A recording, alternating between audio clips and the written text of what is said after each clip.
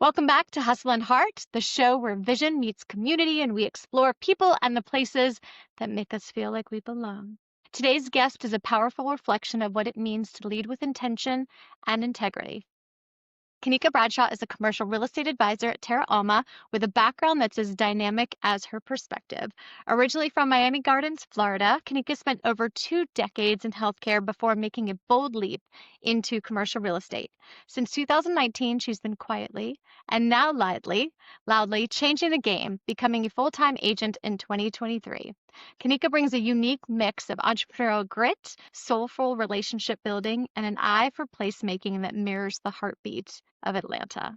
Whether she's matching wellness and beauty brands with the perfect space or advocating for education and commercial real estate through Project REAP and mentorship, Kanika does it all with warmth, curiosity, and deep care. She believes in self care just as much as client care, and you'll feel that Um, balance in everything she touches. Let's dive in. Kanika, thank you so much for being here. well, thank you so much for having me. I truly appreciate you just even wanting me to be on here.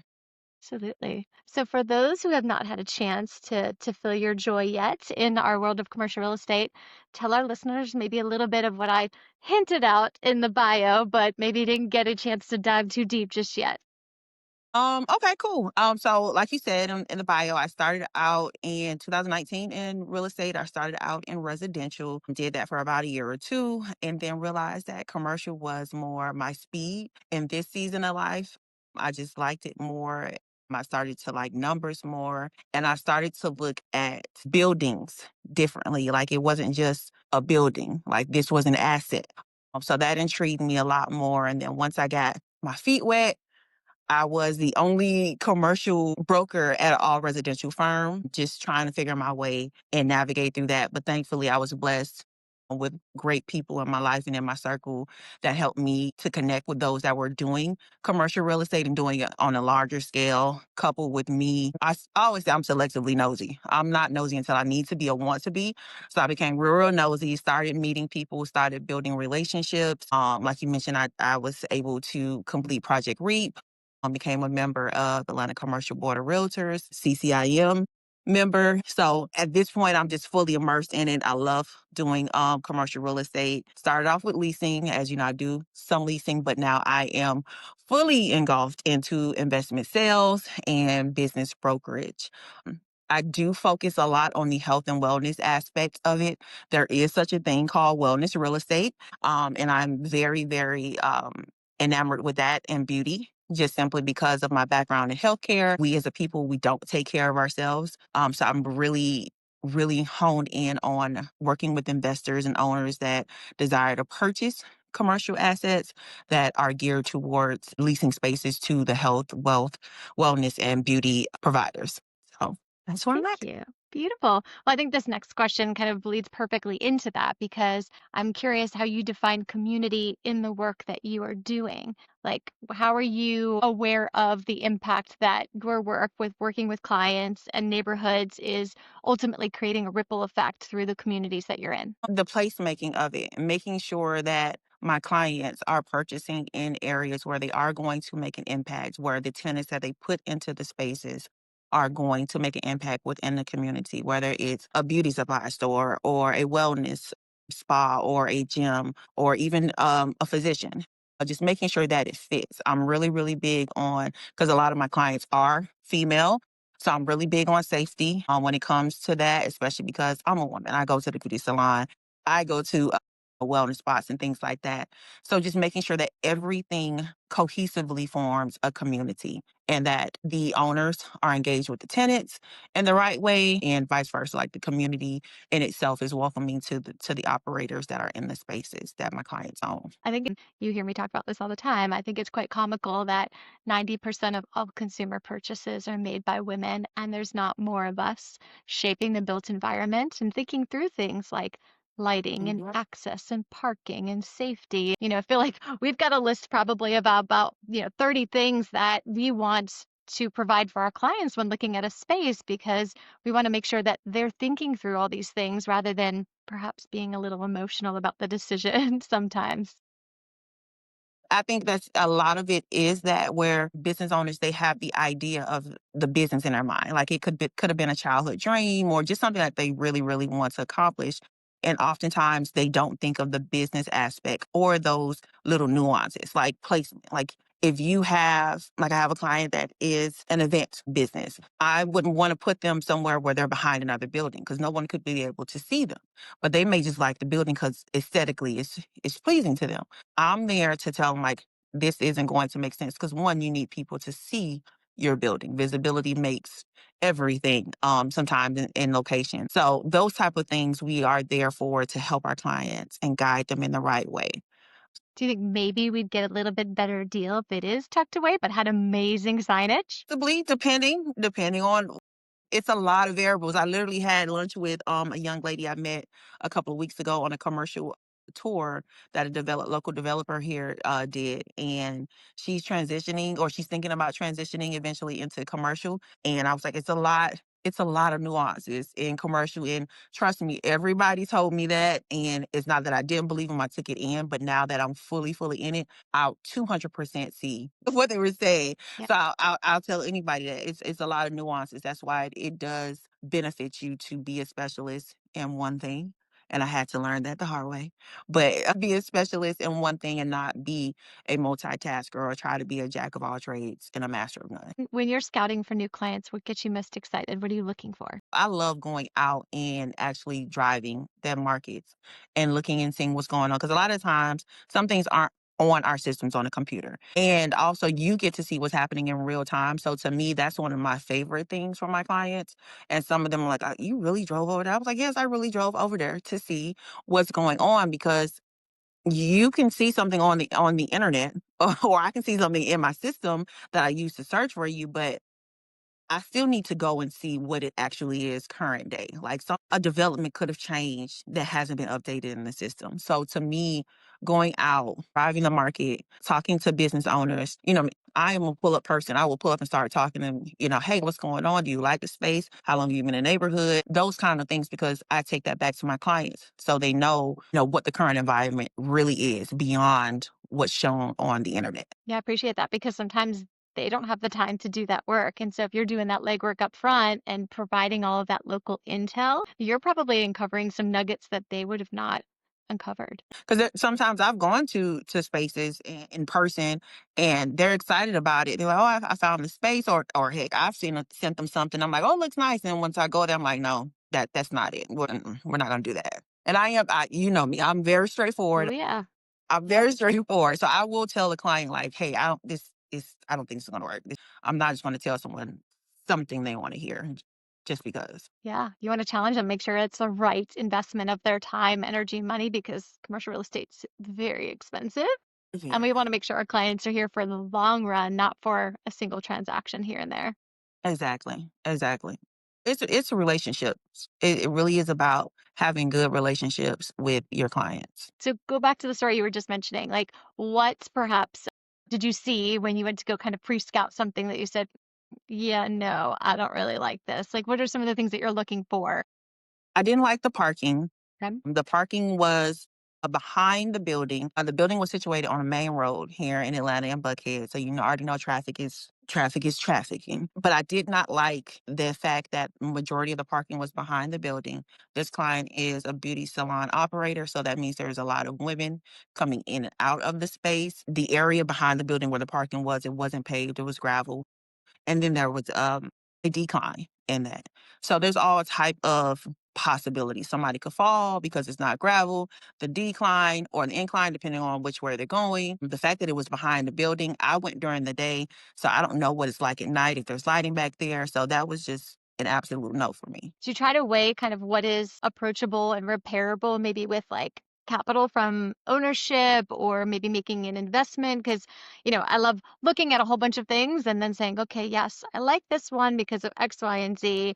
I like this one because of, G, E, and F, right? So Mhm. it's hard to kind of have apples to apples to compare to each other. And so were there things that you felt like were repairable or able to be overcome? For that particular one, it not necessarily repairable. There's just some things that you can't really maneuver around, Sure. or if you try to, it would be very cost heavy. And in this current state, some landlords aren't willing to invest that type of commitment. So if I don't feel like it's something that we can even try to have a conversation with, because of the cost, I'm not doing it. But there are situations where I will do that type of apples to apples, orange to oranges. I literally did it today with another client.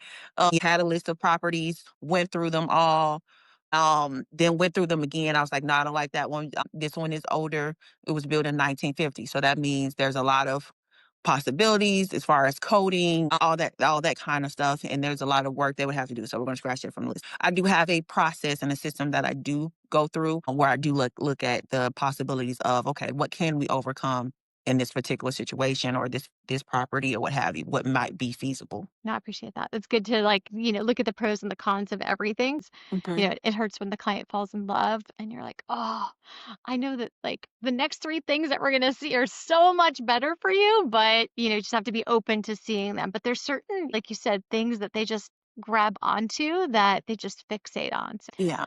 I like to make sure that they get to see the whole bunch of offerings and then kind of rank them afterwards. Yeah. And again, ultimately at the end of the day, it is the client's decision. But I'm always going to be honest with you and tell you like, hey, this is my honest professional opinion. And then from there they can make their decision. But I'm just not in the business of leading someone blindly and not giving them the information that I feel they should know. I know you're knee deep into your CCIM courses. You finished your first two. How do you stay inspired while, absorbing all of this intel and, working with clients and what keeps you hungry? How do I stay inspired? I've just always been the type of person that if it is something that I want, I'm going to get it.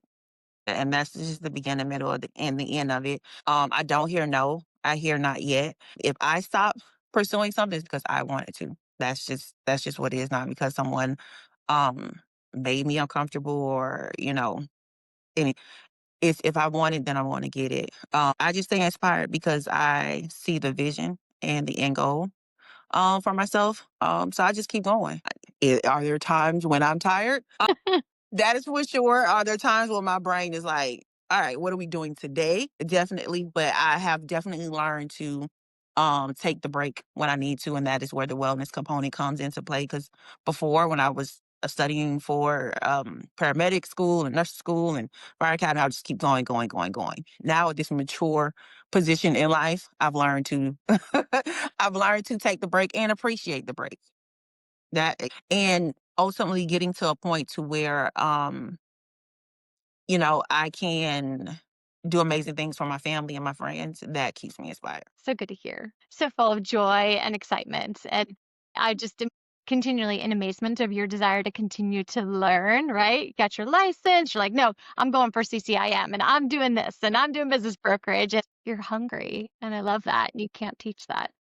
Yeah, I have also learned to within in that I am a great multitasker. I will say that, but I have learned to curtail that to where I am just focused on those things and not 10 different things. A good friend of mine once told me like you can't chase two rabbits at the same time, and that's so very true. So I literally am just focused on investment sales, business brokerage, anything else. I'm happy to refer it out or share the wealth with somebody else. Now, I'm curious, why did you choose to go into business brokerage? How did you feel that was aligned and what was calling to you? Well, after having 3 clients come to me wanting to sell their property, but also sell their business and just not having the education that I needed and wanted for business brokerage, I was like, okay, God telling me something at this point because 3 people not just coming up to me randomly wanting the same thing. And I just don't have the response for them. But not only that, I was intrigued because that same scenario could play out, but I'm not intrigued by it to further pursue it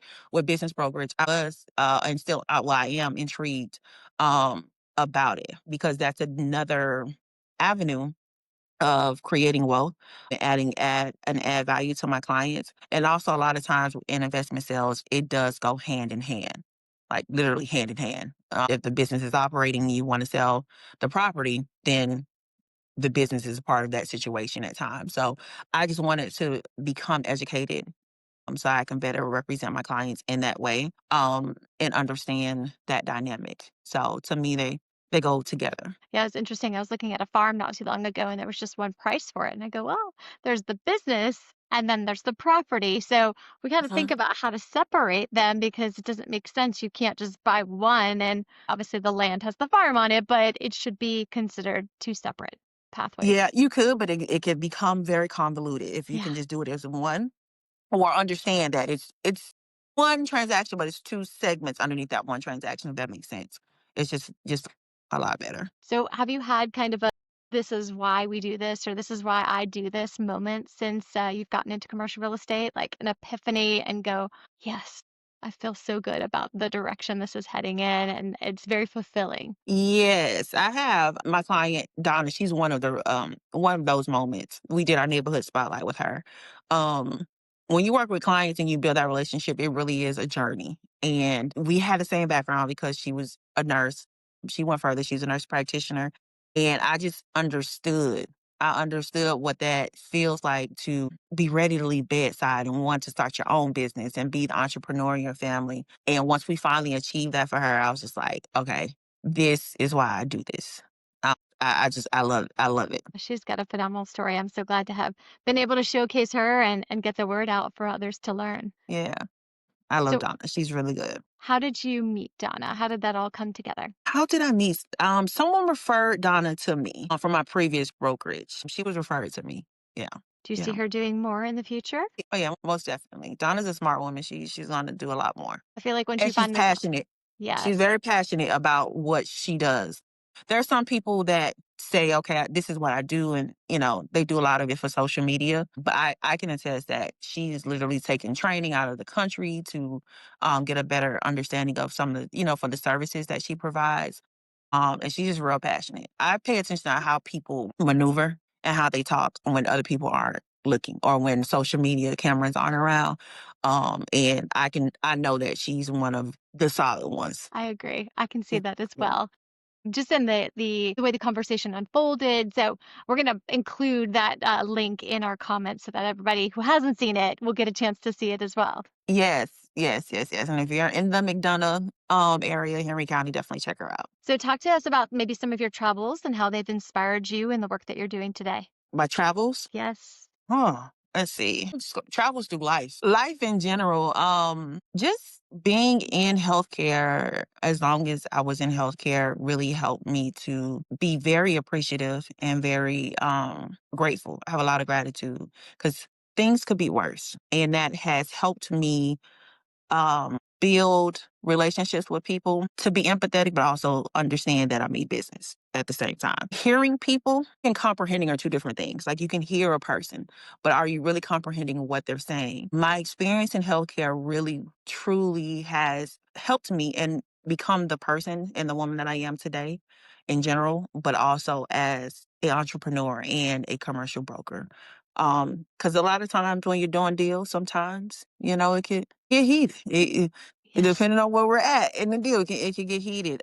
But my travels through life, and my journeys and meeting different people from different ethnicities, ages, you name it, I've met a gamut of people that has helped me to be able to have conversations on different levels. So I love that. I love that journey of my life where I can talk to the bus driver, I can talk to the CEO, I can talk to the Indian ice cream man, anybody. And I'm able to translate and accept and comprehend what they're saying and just have good dialogue. No, that's so important because you just never know who you're going to come across. And I think in our industry, you have to be open and a great communicator too, because folks are coming at you from different places of origin and to make sure that you're communicating effectively with the lingo in our world from, all the unique vocabulary and co-tenancy and termination and Mhm. personal guarantee. And sometimes you have to explain those in different facets. Yeah, definitely.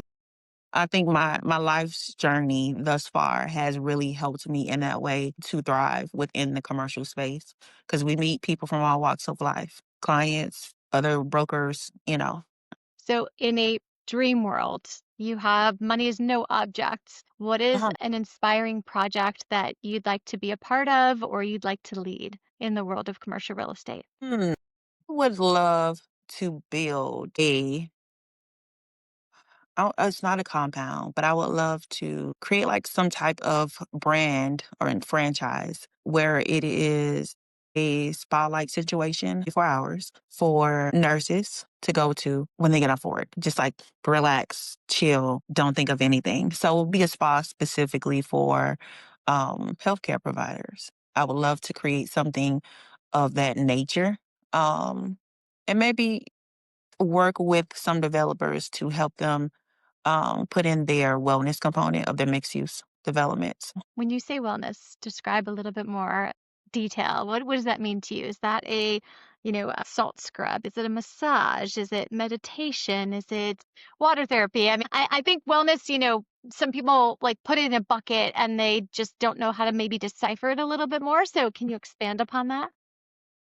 Think of if you're familiar with Arizona, which I'm sure you are because you're eating everywhere. But for those who aren't, like there are phenomenal spas in Arizona. I'm actually looking at one for my birthday this month, but somewhere where you can just go and relax. And that includes meditation, yoga, Pilates, scrubs, salt baths, anything to where you can just relax, unplug, and focus on yourself. That is what I consider wellness. Because the one thing I have learned during my life's journey is that if you are not good, meaning if you are not good mentally, physically, spiritually, all the E's, then you are no good to yourself or to anybody else, no matter what industry or line of work you're in.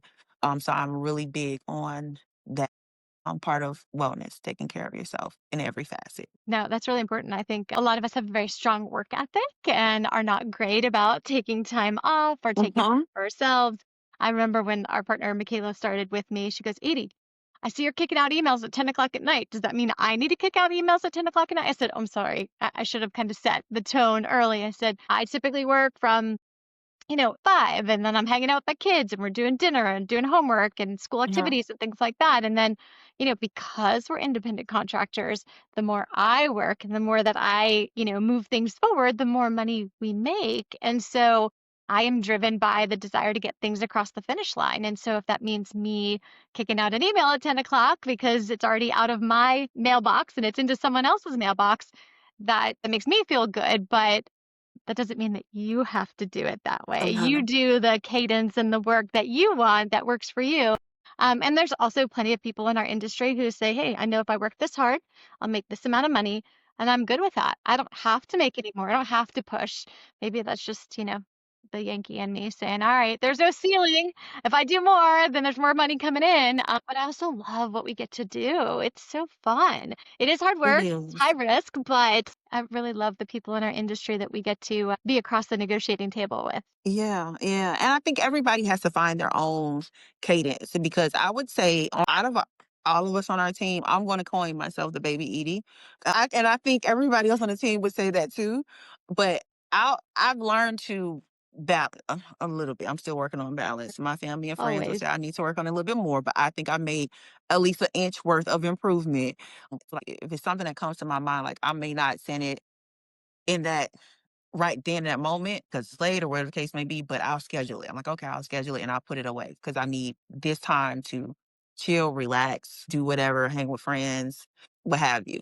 So everybody just has to find their cadence and what works for them. I'm more of a morning person now than ever before. I get up early, super early in the morning. So I'll schedule emails. I'll be up at 3, 4 o'clock, but I don't want to talk to anybody but the Lord at that point in time of the day anyway.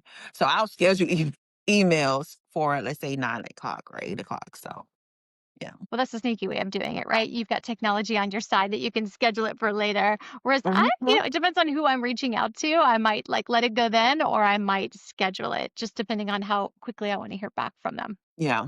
Yeah. What else should we add? All through my questions. Anything more that like you'd like to share with our audience that they should know about you and working with you? Oh, okay. I'm not your typical broker, and I am so happy with that. I'm me, and I love being me. And I think that my clients love the fact that I am me, and I still have that presentation and that follow through of professionalism and getting the job done and being able to hang with the top dogs. So I just love being me. I love my clients. I love helping people own. Ownership is key. I really, really believe in that. So if you are looking to invest in a property, or looking to purchase a business, definitely reach out to us and I would love to have a conversation with you. Well, then that's it for today's episode of Hustle and Heart. And what a beautiful conversation with Kanika. Her story is a reminder that it's never too late to follow your curiosity, pursue your passion, and bring others along for the journey. From healthcare to high streets, Kanika has redefined what it means to build places with soul. She's not helping clients just find fair square footage. She's helping them find the right fit, the right vibe, and the right community. To learn more about Kanika and the work that we're doing at Terra Alma to connect people to place, head over to terraalma.com. And don't forget to subscribe, leave us a review, and share this episode with someone who believes in building with heart. Until next time, keep creating spaces where people feel seen, supported, and at home. I'm Kanika Bradshaw, and you are listening to Hustle and Heart.